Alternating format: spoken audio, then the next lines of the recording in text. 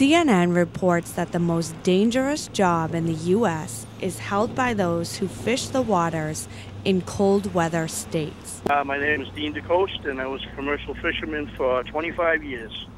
The scariest thing I ever saw was when I went into the water on Jeffrey's Ledge in February with a net full of rocks.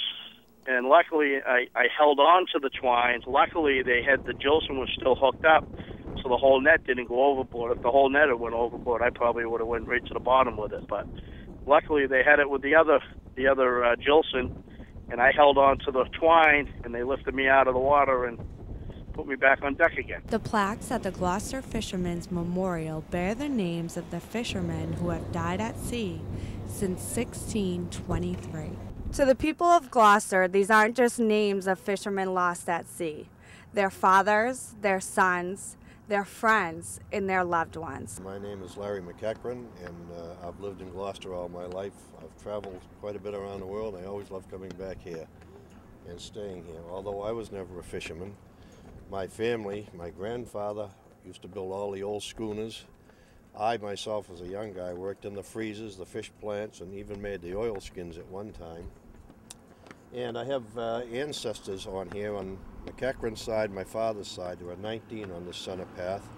And on my mother's side, there are 9 public overs, which have been lost at sea. And my wife's family owned and operated ships and fished all their life. My father-in-law fished for 60 years, and he's been shipwrecked before and so forth. And a neighbor of mine whose ship was on there, he lost his whole crew at sea before the perfect storm happened.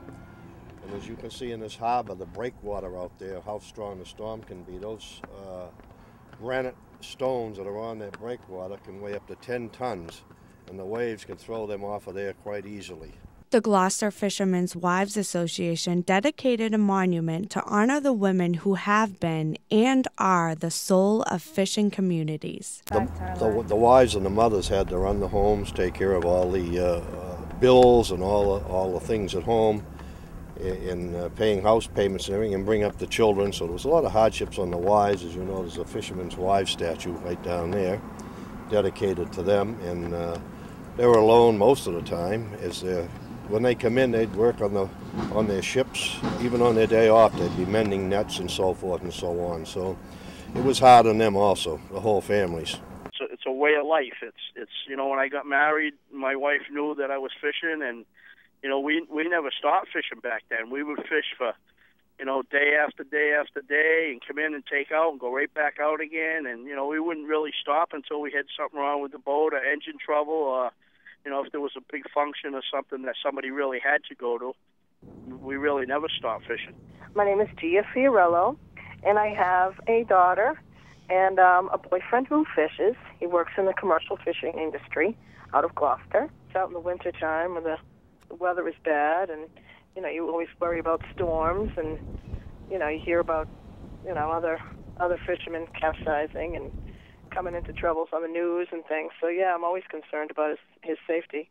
The Gloucester Fishermen's Wives Association continually promotes Gloucester, the oldest fishing port in the nation, for its beauty and the culture of the people on its working waterfront.